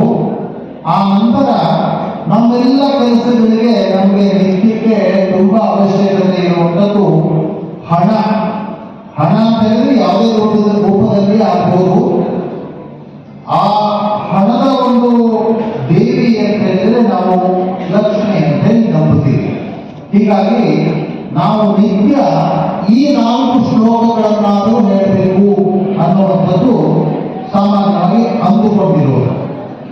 ಹಾಗಾಗಿ ಗಣಪತಿ, ಗುರು, ಸರಸ್ವತಿ, ಲಕ್ಷ್ಮಿ ಈ 4 ದೇವರುಗಳು ಈಗ ನಮಗೆ ಗೊತ್ತಿರೋ ಚಿತ್ರಪಟದಲ್ಲಿಯೂ ಕೂಡ ದೇವರುಗಳು ಇದೆ. ಗಣಪತಿ, ಲಕ್ಷ್ಮಿ, ಸರಸ್ವತಿ ಇದೆ, ಗುರು. ಈ 4 ಶ್ಲೋಕಗಳನ್ನು ನಾವು ಒಂದು ಸ್ವಲ್ಪ ಅಭ್ಯಾಸ ಮಾಡೋಣ. ನಮಗೆಲ್ಲ ಬರುತ್ತೆ, ಹೆಚ್ಚಿನವರಿಗೆ ಅಭ್ಯಾಸ ಆಗಿರುತ್ತೆ. ಆದರೂ ಒಂದು ಕ್ರಮದ ದೃಷ್ಟಿಯಿಂದಾಗಿ ವ್ಯತ್ಯಾಸಗಳು ಉಚ್ಚಾರಣೆ ಇತ್ಯಾದಿ ದೃಷ್ಟಿಯಿಂದ ಒಂದು 4 ಸರ್ತಿ ನಾವು ಅಭ್ಯಾಸ ಮಾಡೋಣ. ಗಣಪತಿಗೆ ವಕ್ರತುಂಡ ಮಹಾಕಾಯ,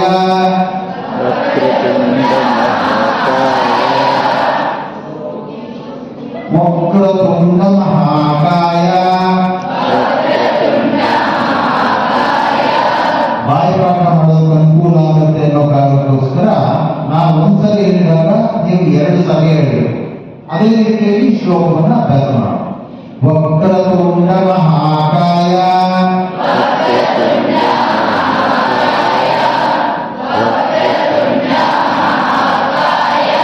ಸೂರ್ಯಕೋಟಿ ಸಮಪ್ರಭಾ,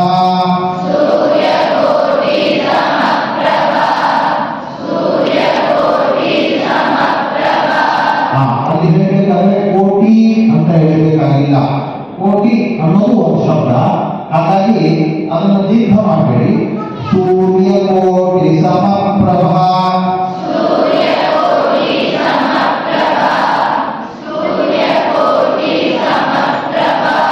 ನಿರ್ವಿಘ್ನಂ ಕುರು ಮೇ ದೇವ,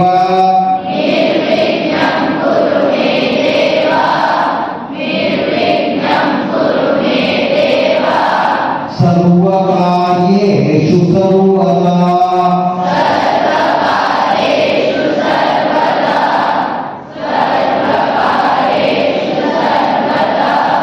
ಇದೆಲ್ಲ ನಮಗೆ ಅರ್ಥ ಒಂದ್ಸತಿ ತಿಳಿಸ್ತೀನಿ. ಅರ್ಥ ಮಾಡಿಕೊಂಡು ಹೇಳಿದಾಗ ಹೆಚ್ಚು ಅದಕ್ಕೆ ಬೆಲೆ ಬರುತ್ತೆ. ವಕ್ರತುಂಡ ಅಂದ್ರೆ ನಮ್ಗೆ ಗೊತ್ತಿದೆ, ಗಣಪತಿಗೆ 1.5 ದಂತ ಇರೋದು, ಅದೇನೇ ಹೇಳಲ್ಲ ನಾನು, ದಂತ ಇರೋದು. ಹಾಗಾಗಿ ವಕ್ರತುಂಡ ಮಹಾಕಾಯ, ಸಾಮಾನ್ಯವಾಗಿ ಗಣಪತಿಯ ಮೂರ್ತಿ ಹೇಳಿದ್ರೆ ದಪ್ಪ ಹೊಟ್ಟೆ, ದೊಡ್ಡದೊಂದು ಪೂರ್ಣಕಾಯ ಮಹಾಕಾಯ. ಸೂರ್ಯ ಕೋಟಿ ಸಮಪ್ರಭಾ, ಆತನ ಪ್ರಭೆ ಎಷ್ಟಿದೆ ಅಂತ ಹೇಳಿದ್ರೆ ಕೋಟಿ ಸೂರ್ಯನ ಪ್ರಭೆ ಇರುತ್ತಲ್ಲ ಅಷ್ಟೊಂದು ಪ್ರಭೆ ಗಣಪತಿಗಿದೆ. ನಿರ್ವಿಘ್ನಂ ಕುರುಮೇ ದೇವ, ನನಗೆ ನನ್ನ ಎಲ್ಲ ಕೆಲಸಗಳಲ್ಲಿ ಸರ್ವಕಾರ್ಯೇಷು ಸರ್ವದಾ, ಎಲ್ಲವಾಗಲೂ ಯಾವಾಗಲೂ, ನನ್ನ ಎಲ್ಲ ಕೆಲಸಗಳಲ್ಲಿ ಯಾವಾಗಲೂ ನಿರ್ವಿಘ್ನವನ್ನು ಮಾಡುವುದು ಅಂದ್ರೆ ವಿಘ್ನವನ್ನ ಪರಿಹಾರ ಮಾಡುವುದು, ನಿರ್ವಿಘ್ನವನ್ನು ತೊಲಗಿಸು, ಎಲ್ಲ ಕಾರ್ಯಗಳು ಚೆನ್ನಾಗಿ ಆಗೋದಿದ್ದಲ್ಲಿ ಮುಖ್ಯವಾದ ವಿದ್ಯಾಭ್ಯಾಸ ಅದು ಆಗೋ ಹಾಗೆ ಮಾಡುವಂತೆ ಭಗವಂತನ ಗಣಪತಿಯನ್ನ ಪ್ರಾರ್ಥನೆ ಮಾಡಿಕೊಳ್ತೀವಿ. ಇನ್ನೊಂದ್ಸತಿ ಈ ಸಾಲನ್ನ ಅರ್ಥ ಶ್ಲೋಕವನ್ನು ಅರ್ಥ ಹೇಳಿಕೊಡ್ತೀನಿ, ಒಟ್ಟಿಗೆ ಹೇಳೋಣ. 2 ಬಾರಿ ಹೇಳೋಣ. ವಕ್ರತುಂಡ ಮಹಾಕಾಯ ಸೂರ್ಯಕೋಟಿ ಸಮಪ್ರಭಾ,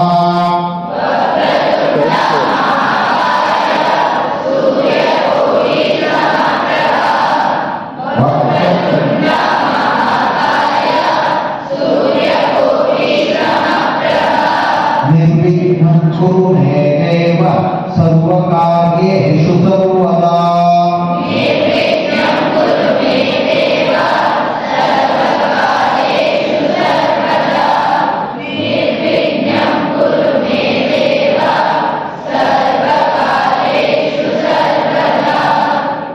ಈ ಒಮ್ಮೆ ಒಂದು ಶ್ಲೋಕ, ಈ ಶ್ಲೋಕವನ್ನು ಪೂರ್ತಿ ಹೇಳ್ತೀನಿ, ಒಂದ್ಸತಿ ಗಮನ ಇಟ್ಟು ಕೇಳಿಕೊಂಡು ಪುನಃ ಉಚ್ಚಾರಣೆ ಮಾಡೋಣ.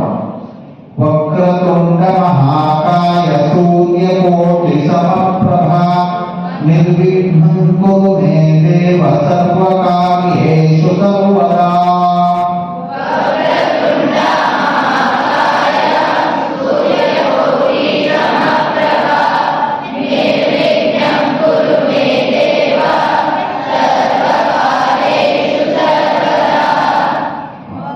ಇದು ಗಣಪತಿಯ ಶ್ಲೋಕ.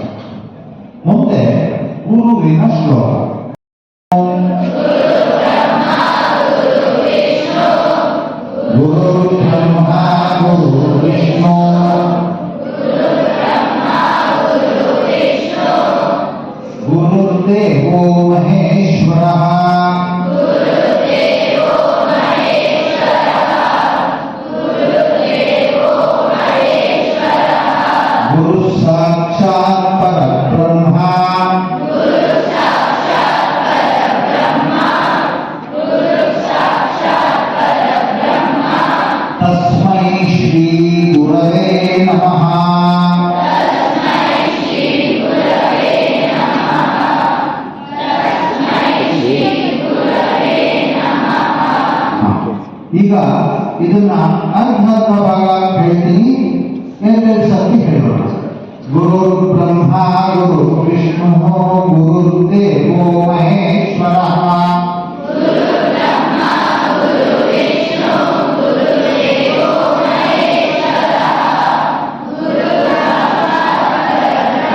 ಗುರು ಬ್ರಹ್ಮ ಗುರು ವಿಷ್ಣು ಗುರುದೇವೋ ಮಹೇಶ್ವರ.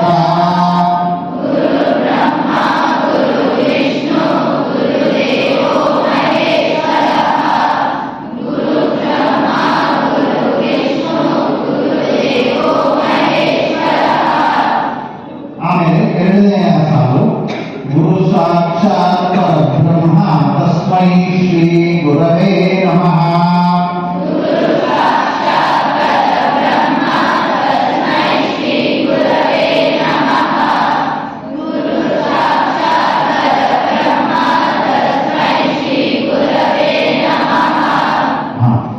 ಈಗ ಪೂರ್ತಿ ಶ್ಲೋಕವನ್ನು ಒಂದ್ಸತಿ ಹೇಳ್ತೀನಿ, ಎರಡು ಸತಿ ಹೇಳೋಣ.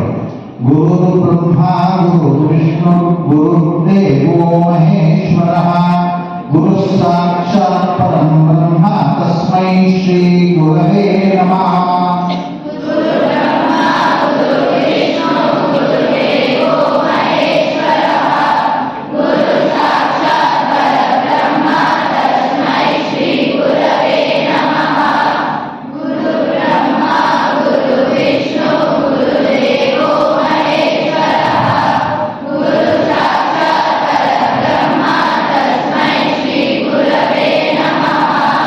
ಇದರ ಅರ್ಥ ಅದನ್ನು ಹೇಳುವಾಗಲೂ ನಮಗೂ ಗೊತ್ತಾಗಿರುತ್ತೆ. ಗುರುವೇ ಬ್ರಹ್ಮ ವಿಷ್ಣು ಮಹೇಶ್ವರ ಮೂರು ತ್ರಿಮೂರ್ತಿಗಳು ಅಂತ ಹೇಳ್ತಾರೆ.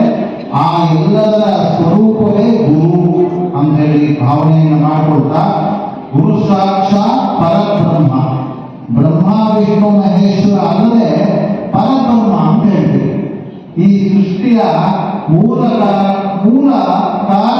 ಕಾರಕ ಪರಬ್ರಹ್ಮ ಅಂತ ಹೇಳಿ ಈ ಎಲ್ಲ ದೇವರುಗಳಿಗಿಂತ ಮೇಲಿರ್ತಕ್ಕಂಥ ಇನ್ನೊಂದು ಶಕ್ತಿ.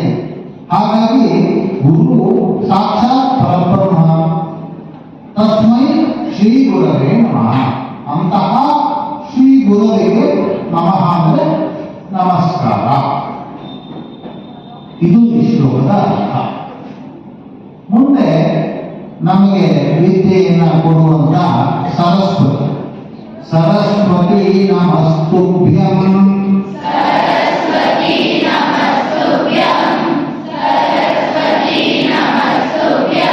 ಕಾಶ್ಮೀರ ಪುರವಾಸಿನಿ.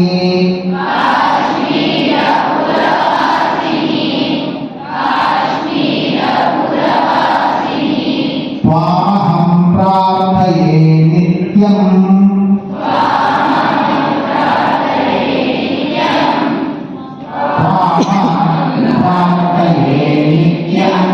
ವಿದ್ಯಾದಾನಂ ಚ ದೇಹಿ ಮೇ.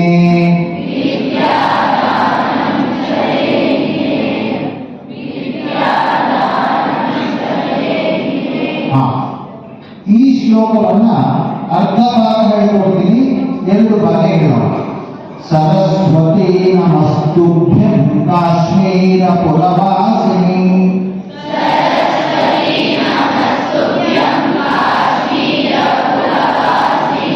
ತ್ವಾಮಹಂ ಪ್ರಾರ್ಥಯೇ ನಿತ್ಯಂ ವಿದ್ಯಾದಾನಂ ಚ ದೇಹಿ ಮೇ.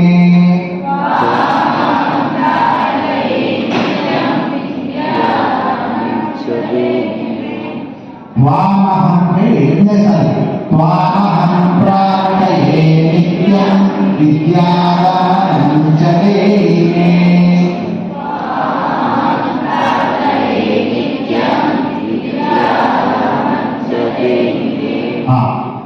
ಈ ಶ್ಲೋಕದ ಅರ್ಥ ಕೂಡ ಅಷ್ಟೇ. ಕಾಶ್ಮೀರ ಪುರವಾಸಿನಿ ಅಂತ ಹೇಳ್ತೀವಿ ಅಂದ್ರೆ ವಿದ್ಯೆಯ ಅಧಿದೇವತೆ. ಹಿಂದೆ ಕಶ್ಯಪ ಋಷಿಗಳು ತಾವು ತಪಸ್ಸು ಮಾಡಿದಂಥ ಜಾಗವನ್ನು ನಾವು ಕಾಶ್ಮೀರ ಅಂತ ಕರೀತೀವಿ. ಇವತ್ತಿಗೂ ಶಾರದಾಂಬೆಯ ಸರಸ್ವತಿಯ ಮೂಲ ಸ್ಥಾನ ಅಲ್ಲಿ ಇದೆ. ಈಗಿನ ರಾಜಕೀಯ ವ್ಯವಸ್ಥೆಯಲ್ಲಿ ಒಂದಷ್ಟು ಭಾಗ ಕಾಶ್ಮೀರವನ್ನು ನಾವು ಕಾಶ್ಮೀರ ಅಂತಾನೆ ಕರೀತೀವಿ. ಆದರೆ ಆಡಳಿತಾತ್ಮಕ ದೃಷ್ಟಿಯಿಂದಾಗಿ ಪಾಕ್ ಆಕ್ಯುಪೈಡ್ ಕಾಶ್ಮೀರ ಅಂತ ಹೇಳ್ತೀವಿ. ಮತ್ತೆ ಅದರಲ್ಲೂ ಆಕ್ಯುಪೈಡ್ ಆಕ್ರಮಿತ ಆಕ್ರಮಿತ ಕಾಶ್ಮೀರ ಅಂತ ಹೇಳ್ತೀವಿ. ನಮ್ಮ ತಲೆಯಲ್ಲಿ ಇರಬೇಕದು, ನಮಗೆ ಅದು ನಮ್ಮದಾಗಬೇಕು ಅನ್ನುವಂತಹ ಭಾವನೆ ನಿತ್ಯ ನಮಗೆ ಇರಬೇಕು. ಅದಕ್ಕೋಸ್ಕರ ದೇವಿಯ ಸರಸ್ವತಿಯನ್ನ ಕಾಶ್ಮೀರ ಪುರವಾಸಿನಿ ಎನ್ನುವಂಥದ್ದನ್ನ ನಿತ್ಯ ನೆನಪು ಮಾಡಿಕೊಳ್ತೀವಿ. ತ್ವಾಮಹಂ ಪ್ರಾರ್ಥಯೇ ನಿತ್ಯ ಪ್ರತಿನಿತ್ಯ ನಿನ್ನನ್ನ ತ್ವಾಂ ಅಹಂ ಪ್ರಾರ್ಥಯೇ, ನಿನ್ನನ್ನ ನಾನು ಪ್ರಾರ್ಥನೆ ಮಾಡ್ಕೊಳ್ತೀನಿ. ಏನ್ ಬೇಕು ಅಂತ ಹೇಳಿದ್ರೆ ನಮಗೆ ಸದ್ಯಕ್ಕೆ ಬೇಕಾಗಿರುವಂಥದ್ದು ವಿದ್ಯಾ, ಅದಕ್ಕೋಸ್ಕರ ವಿದ್ಯಾದಾನಂಚ ದೇಹಿಮೆ ಅಂತೇಳಿ ಪ್ರಾರ್ಥನೆ. ಶ್ಲೋಕದ ಅರ್ಥ. ಈಗ ಒಮ್ಮೆ ಶ್ಲೋಕವನ್ನು ಪೂರ್ತಿ ಹೇಳ್ತೀನಿ, 2 ಬಾರಿ ಹೇಳುವ. ಸರಸ್ವತಿ ನಮಸ್ತುಭ್ಯಂ ಕಾಶ್ಮೀರ ಪುರವಾಸಿನಿ.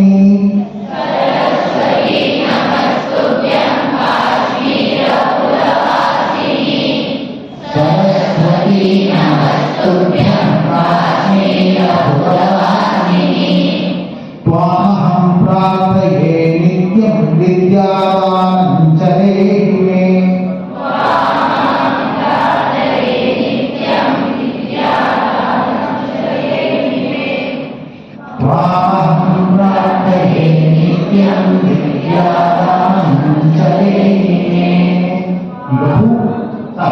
ಪೂರ್ತಿ ಶ್ಲೋಕವನ್ನು ಹೇಳ್ತೀನಿ, 2 ಸಲ ಹೇಳೋಣ. ಸರಸ್ವತಿ ನಮಸ್ತುಭ್ಯಂ ಕಾಶ್ಮೀರ ಪುರವಾಸಿನಿ. ತ್ವಾಮಹಂ ಪ್ರಾರ್ಥಯೇ ನಿತ್ಯಂ ವಿದ್ಯಾದಾನಂಚ ದೇಹಿಮೆ. ಕಾಶ್ಮೀರ ಪುರವಾಸಿನಿ. ತ್ವಾಮಹಂ ಪ್ರಾರ್ಥಯೇ ನಿತ್ಯಂ ವಿದ್ಯಾದಾನಂಚ ದೇಹಿಮೆ. ಸರಸ್ವತಿ ನಮಸ್ತುಭ್ಯಂ ಕಾಶ್ಮೀರ ಪುರವಾಸಿನಿ. ತ್ವಾಮಹಂ ಪ್ರಾರ್ಥಯೇ ನಿತ್ಯಂ ವಿದ್ಯಾದಾನಂಚ ದೇಹಿಮೆ. ಆನಂತರ ಮಹಾಲಕ್ಷ್ಮಿಯನ್ನು ಕುರಿತಿರ್ತಕ್ಕಂಥ ಶ್ಲೋಕ, ಅದನ್ನು ಒಂದ್ಸತಿ ಹೇಳ್ಕೊಡ್ತೀನಿ, ಅಭ್ಯಾಸ ಮಾಡೋಣ. ಅದನ್ನು ನೋಡಿ. ನಮಸ್ತೆಸ್ತು ಮಹಾಮಾಯೇ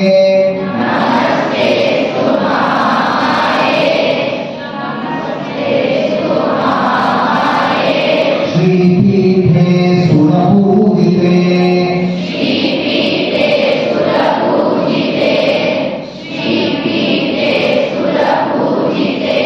ಶಂಖ ಚಕ್ರ ಗದಾ ಹಸ್ತೆ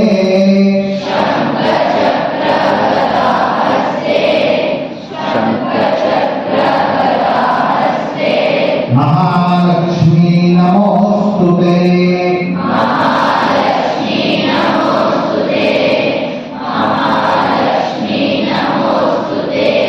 ಅರ್ಧದ ಹೇಳ್ಕೊಡ್ತೀನಿ, 2 ಸಲ ಹೇಳೋಣ.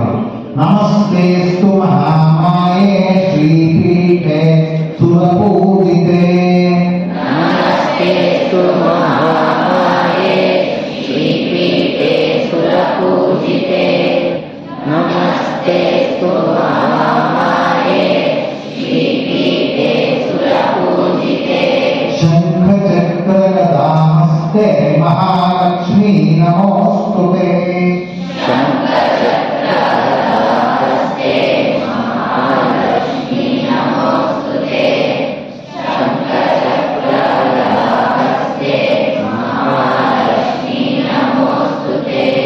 ಈಗ ಶ್ಲೋಕವನ್ನು ಪೂರ್ತಿ ಒಂದ್ಸತಿ ಹೇಳ್ತೀನಿ, 2 ಸಲ ಹೇಳೋಣ. ನಮಸ್ತೆಸ್ತು ಮಹಾಮಾಯೇ ಶ್ರೀಪೀಠೆ ಸುರಪೂಜಿತೆ. ಶಂಖ ಚಕ್ರ ಗದಾ ಹಸ್ತೆ ಮಹಾಲಕ್ಷ್ಮೀ ನಮೋಸ್ತುತೆ. ನಮಸ್ತೆಸ್ತು ಮಹಾಮಾಯೇ ಶ್ರೀಪೀಠೆ ಸುರಪೂಜಿತೆ. ಶಂಖ ಚಕ್ರ ಗದಾ ಹಸ್ತೆ ಮಹಾಲಕ್ಷ್ಮೀ ನಮೋಸ್ತುತೆ. ನಮಸ್ತೆಸ್ತು ಮಹಾಮಾಯೇ ಶ್ರೀಪೀಠೆ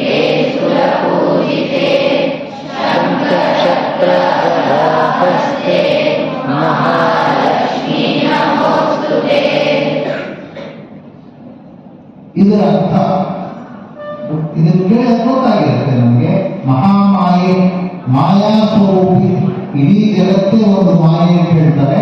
ಹಾಗೆ ಮಹಾಮಾಯೆ ಅಂತ ಹೇಳಿ ಲಕ್ಷ್ಮಿಯನ್ನ ನಾವು ಪ್ರಾರ್ಥನೆ ಮಾಡ್ಕೊಳ್ತೀವಿ. ಶ್ರೀಪೀಠದಲ್ಲಿ ನೆಲೆಸಿದ್ದಾರೆ ಅವರು ಅನ್ನುವಂಥ ಭಾವನೆಯನ್ನು ಇಟ್ಕೊಳ್ತೀವಿ. ಮತ್ತೆ ಸುರಪೂಜೆ, ಎಲ್ಲ ದೇವತೆಗಳು ಕೂಡ ಆಕೆಯನ್ನ ಪೂಜೆ ಮಾಡ್ತಾರೆ. ಶಂಖ ಚಕ್ರ ಗದಾ ಹಸ್ತ. ಸಾಮಾನ್ಯವಾಗಿ ಲಕ್ಷ್ಮಿಗೆ ನಾವು 4 ಕೈಗಳ ಚಿತ್ರವನ್ನ ನಾವು ನೋಡ್ತೀವಿ. ಶಂಖ ಚಕ್ರ ಗದಾ ಹೇಳಿದ್ದಾರೆ. ಇನ್ನೊಂದು ಕೈಯಲ್ಲಿ ಏನಪ್ಪ, ಒಂದ್ಸಾರಿ ವರದ ಹಸ್ತ ಇರ್ಬೋದು, ಅಥವಾ ಸಾಮಾನ್ಯವಾಗಿ ಲಕ್ಷ್ಮಿ ಕೂತಿರುವುದು ಕಮಲದ ಮೇಲೆ ಕೈಯಲ್ಲಿ ಕಮಲವನ್ನು ಹಿಡ್ಕೊಂಡಿರ್ತಾರೆ. ಹಾಗೆ ಇನ್ನೊಂದು ಕೈ. ಆ ಭಾವನೆಯಿಂದಾಗಿ ಶಂಖ ಚಕ್ರ ಗದಾ ಹಸ್ತೆ ಅಂತಹ ಮಹಾಲಕ್ಷ್ಮಿಗೆ ನಮಸ್ಕಾರ ಮಾಡ್ತೀವಿ. ಮಹಾಲಕ್ಷ್ಮಿ ನಮೋಸ್ತುತೆ. ಇದು ಈ ಶ್ಲೋಕದ ಅರ್ಥ. ಹೀಗೆ ಈ 4 ಶ್ಲೋಕಗಳನ್ನ ನಿತ್ಯ ಕನಿಷ್ಠ ನಾವು ಹೇಳ್ತಾ ಇದ್ದೇವೆ. ಜೋರಾಗಿ ಹೇಳಬೇಕು. ಮನೆಯಲ್ಲಿ ಎಲ್ಲರೂ ಕೇಳೋ ಹಾಗೆ ಹೇಳ್ಬೇಕು. ಪಕ್ಕದ ಮನೆಗೆ ತೊಂದರೆ ಆಗತ್ತೆ ಅನ್ನೋದಾದ್ರೆ ಕೇಳೋದು ಬೇಡ, ಅವರಿಗೂ ತೊಂದರೆ ಆಗಲ್ಲ ಅಂದ್ರೆ ಪಕ್ಕದ ಮನೆಗೂ ಕೇಳಿದ್ರು ತೊಂದರೆ. ಅಂದ್ರೆ ಶ್ಲೋಕವನ್ನು ಉಚ್ಚಾರಣೆ ಮಾಡಬೇಕು. ನಮ್ಮ ವಾಕ್ ಶುದ್ಧಿ ಚೆನ್ನಾಗಿ ಆಗಬೇಕು. ಅದಕ್ಕೋಸ್ಕರ ಉಚ್ಚಾರಣೆ ಮಾಡಬೇಕು. ಹೀಗೆ 4 ಶ್ಲೋಕಗಳನ್ನು ಉಚ್ಚಾರಣೆ ಮಾಡ್ತಾ ನಾವು ನಿತ್ಯ, ಈಗೆಲ್ಲರೂ ನಮಗೆ ನಮ್ಮ ಮನೆಗೆ ಸದ್ಯಕ್ಕೆ ಈ ಭಾವಚಿತ್ರ ಸಿಕ್ಕಿದೆ. ಈ ಭಾವಚಿತ್ರವನ್ನು ನಮ್ಮ ದೇವರ ಮನೆಯಲ್ಲಿ ಇರ್ಬೋದು, ಒಂದು ಜಾಗದಲ್ಲಿ ಇಟ್ಟು ಅಲ್ಲಿ ಆಗಲೇ ಹೇಳಿದಂಥ ಸಂಗತಿಗಳನ್ನು ಗಮನದಲ್ಲಿಟ್ಟು ನಿತ್ಯ ಪೂಜೆ ಮಾಡಬೇಕು. ಆ ನಂತರ, ಇದಾದ ನಂತರ ನಮ್ಮ ತಂದೆ ತಾಯಿಗೆ ದೇವರಿಗೆ ಸಾಷ್ಟಾಂಗ ನಮಸ್ಕಾರವನ್ನು ಮಾಡ್ತೀವಿ. ಆದರೆ ತಂದೆ ತಾಯಿಗಳಿಗೆ ಕಾಲು ಮುಟ್ಟಿ ನಮಸ್ಕಾರ ಮಾಡಬೇಕು. ಯಾಕೆ ಕಾಲು ಮುಟ್ಟಿ ನಮಸ್ಕಾರ ಮಾಡಬೇಕಪ್ಪ ಅಂದ್ರೆ, ಆ ತಂದೆ ತಾಯಿಗಳನ್ನ ದೇವರು ನಾವೇನು ತಿಳ್ಕೊಳ್ತೀವಿ, ಅವರಲ್ಲಿ ಏನೊಂದು ವಿಶಿಷ್ಟವಾಗಿರ್ತಕ್ಕಂಥ ಶಕ್ತಿ ಇರುತ್ತೆ. ಪಾದವನ್ನು ಮುಟ್ಟಿ ನಮಸ್ಕಾರ ಮಾಡೋದ್ರ ಮೂಲಕ ಆ ಶಕ್ತಿಯ ಒಂದು ಭಾಗ ನಮಗೆ ಆಶೀರ್ವಾದ ರೂಪದಲ್ಲಿ ಸಿಗುತ್ತೆ. ಅದಕ್ಕೋಸ್ಕರ ನಾವು ದೇಹವನ್ನು ಬಗ್ಗಿಸಿ ಕಾಲು ಮುಟ್ಟಿ ನಮಸ್ಕಾರ ಮಾಡಬೇಕು. ಇನ್ನು ಅನೇಕ ಸಂದರ್ಭಗಳಲ್ಲಿ ನಮ್ಮ ತಲೆಯನ್ನ ಕಾಲಿಗೆ ಹಚ್ಚಿ ನಮಸ್ಕಾರ ಮಾಡಬೇಕು ಅಂತ ಹೇಳ್ತಾರೆ. ಹಾಗೆ ನಮ್ಮ ಸಂಪೂರ್ಣ ಅರ್ಪಣೆಯನ್ನು ಮಾಡಬೇಕು. ಆತ್ಮಾರ್ಪಣೆ ಅಂತ ಹೇಳ್ತಾರೆ. ಆ ರೀತಿ ಆತ್ಮಾರ್ಪಣೆಯನ್ನು ಮಾಡಿರುವಂತ ನಾವು ತಂದೆ ತಾಯಿಗಳಿಗೆ ನಮಸ್ಕಾರ ಮಾಡಬೇಕು. ಅದರ ಮೊದಲು ದೇವರ ಪೂಜೆ ಮಾಡಬೇಕು. ಈ ಪದ್ಧತಿಯನ್ನು ನಾವೆಲ್ಲ ರೂಢಿಸಿಕೊಳ್ಳೋಣ. ನಮ್ಮೆಲ್ಲರಿಗೂ ಕೂಡ ಆ ಗಣಪತಿ, ಗುರು, ಶಾರದೆ ಹಾಗೂ ಲಕ್ಷ್ಮಿಯ ರೂಪದಲ್ಲಿ ಭಗವಂತ ಪರಬ್ರಹ್ಮ ಅಂತ ನಾವು ಹೇಳಿದ್ವಿ. ಭಗವಂತ ಎಲ್ಲ ಒಳ್ಳೆಯದನ್ನು ಮಾಡ್ತಾರೆ. ನಾವೆಲ್ಲ ಉತ್ತಮ ಪ್ರಜೆಗಳಾಗ್ತೀವಿ. ಅದರ ಮುಂದುವರಿದ ಭಾಗ ನಮ್ಮ ಮುಖ್ಯವಾಗಿರ್ತಕ್ಕಂಥ ವಿದ್ಯಾಭ್ಯಾಸವನ್ನು ಪೂರ್ಣ ಗಮನ ಇಟ್ಟು ಮಾಡುತ್ತಾ, ಅದಕ್ಕೆ ಸಹಕಾರಿಯಾಗಿ ನಮ್ಮ ಜೊತೆಗೆ ಸ್ನೇಹ ಸೇವಾ ಟ್ರಸ್ಟ್ ಇದೆ, ನಮ್ಮ ತಂದೆ ತಾಯಿಗಳಿದ್ದಾರೆ, ಗುರುಗಳಿದ್ದಾರೆ, ನಮ್ಮ ಶಾಲೆ ಇದೆ. ಎಲ್ಲರೂ ನಮಗೆ ಸಹಕಾರ ಕೊಡ್ತಾರೆ. ನಾವೆಲ್ಲ ಉತ್ತಮವಾದ ವಿದ್ಯಾಭ್ಯಾಸವನ್ನು ಮಾಡಿ ಉತ್ತಮ ಪ್ರಜೆಗಳಾಗಬೇಕು. ವಿದ್ಯಾಭ್ಯಾಸ ಮಾಡೋದು ಮಾತ್ರ ಗುರಿ ಅಲ್ಲ, ಉತ್ತಮ ಪ್ರಜೆಗಳಾಗೋದಕ್ಕೆ ವಿದ್ಯಾಭ್ಯಾಸ ಒಂದು ಅಡಿಗಲ್ಲು. ಆ ಅಡಿಗಲ್ಲನ್ನು ಉಪಯೋಗಿಸಿಕೊಂಡ ನಾವು ಉತ್ತಮ ಪ್ರಜೆಗಳಾಗೋಣ. ನಾವೆಲ್ಲರೂ ಉತ್ತಮ ಪ್ರಜೆಗಳಾಗುವಾಗ ಇಡೀ ಸಮಾಜ ಉತ್ತಮವಾಗುತ್ತೆ, ಹಾಗೆ ಇಡೀ ದೇಶ ಉತ್ತಮವಾಗುತ್ತೆ. ಆ ಮೂಲಕ ಇಡೀ ವಿಶ್ವ ಉತ್ತಮವಾಗುತ್ತೆ. ನಾವೆಲ್ಲರೂ ಕೂಡ ನಮ್ಮದ ಸ್ವಾರ್ಥಕ್ಕೋಸ್ಕರ ಏನು ಕೇಳಿಕೊಳ್ಳಲ್ಲ. ನಾವೇ ಕೇಳಿಕೊಳ್ಳುವಂಥದ್ದೇ ಸರ್ವೇ ಜನ ಸುಖಿನೋ ಭವಂತು, ಲೋಕಾ ಸಮಸ್ತ ಸುಖಿನೋ ಭವಂತು ಅಂತಾನೆ ನಾವು ಕೇಳಿಕೊಳ್ತೀವಿ. ಇಡೀ ವಿಶ್ವವೇ ಚೆನ್ನಾಗಿರ್ಬೇಕು, ಎಲ್ಲರೂ ಆರೋಗ್ಯವಾಗಿರ್ಬೇಕು ಅನ್ನುವಂಥ ಭಾವನೆಯಿಂದ ಇಡೀ ಜಗತ್ತಿಗೆ ಒಳ್ಳೆಯದಾಗುತ್ತೆ. ಜಗತ್ತಿನ ಭಾಗವಾಗಿ ನಾವು ಈ ಒಳ್ಳೆಯ ಕೆಲಸಗಳನ್ನು ಮಾಡ್ತಾ ಹೋಗೋಣ ಅಂತ ನಮ್ಮೆಲ್ಲರನ್ನ ಇವತ್ತಿಗೆ ಸೇರಿಸಿರುವಂಥ ನಮ್ಮೆಲ್ಲ ಸಂಘಟನೆಯ ಉದ್ದೇಶ, ಆ ಉದ್ದೇಶ ಪರಿಪೂರ್ಣವಾಗಲಿ ಅಂತೇಳಿ ಭಗವಂತನಲ್ಲಿ ಬೇಡ್ಕೊಳ್ತಾ ನಾವು ಈ ಕಾರ್ಯಕ್ರಮ